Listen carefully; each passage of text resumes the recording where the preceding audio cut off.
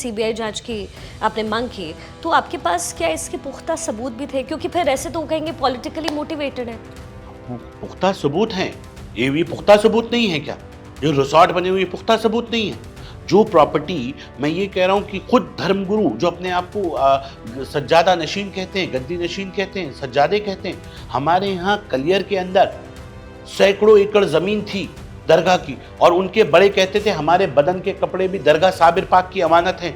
आज वो वक्फ बोर्ड के साथ उन्होंने सेटिंग वेटिंग की, एक्स पार्टी केस वो जीत गए, वक्फ बोर्ड पहुंचा नहीं, ये आराम से केस जीतते चले गए, सेटिंग वेटिंग हुई और वो मालिक बन के बैठ गए उस प्रॉपर्टी के। हम ये कह रहे हैं अगर एक बार जांच हो जाएगी तो सारे लकड़बग्गे सलाखों के पीछे होंगे, गरीबों को उनका हक मिलना शुरू हो जाएगा। जिस तरह से चीज़ों को प्रेजेंट किया गया और जिस तरह से ऑपोजिशन से आवाज़ें आई, ये गलत, ये गलत, मैं कह रहा हूँ गलत कहीं भी नहीं है। गलत तो आप मानसिकता लेके बैठ गए आपने। वो कहते हैं ना, एक शक का इलाज तो लुकमान हकीम के पास भी नहीं था।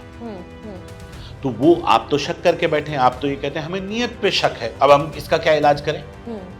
अगर कोई व्यक्ति किसी की नियत पे शक करके बैठ जाए उसका तो कोई इलाज नहीं है। और हम ये कह रहे हैं कि बपौती तो आपकी भी नहीं है, मिले ना 75 साल आपको, 75 साल वर्सेस मोदी कार्यकाल, 75 साल आपको मिले, आपने दिखाया आपने क्या किया, भ्रष्टाचार के अड्डे बना दिए, लूट हो गई, किया तो कुछ नहीं। तरीका ये होता है, लोकसभा राज्यसभा में कोई कानून बनता है तो उसका आप नैतिक विरोध कर रहे हैं। एक तरीका आपने ये कहा कि हम कोर्ट जाएंगे, माननीय सर्वोच्च न्यायालय जाएंगे, जाइए, लोकतंत्र ने आपको ये अधिकार दिया है कि आप जा सकते हैं। आपने कहा हम खामोश विरोध भी करेंगे, कीजिए, इसका भी अधिकार लोकतंत्र ने दिया, लेकिन अराजकता मत फैलाइए।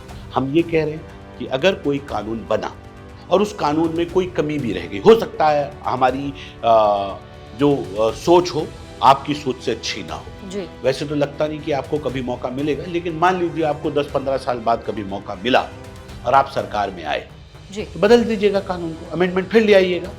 इसमें देश जलाने की बात कहाँ से आती है? इसमें ऐसी क्यों परेशानी हो रही है कि इतना हाय तौबा आप मचा रहे हैं, मस्जिदें चली जाएंगी, छीन लिया जाएगा? कौन छीन रहा है? हम ले रहे हैं जिम्मेदारी। कोई मस्जिद, कोई मदरसा, कोई गरीब मोहल्लों की मस्जिदों को, खानकाहों को नहीं छीना जाएगा, हमारी जिम्मेदारी।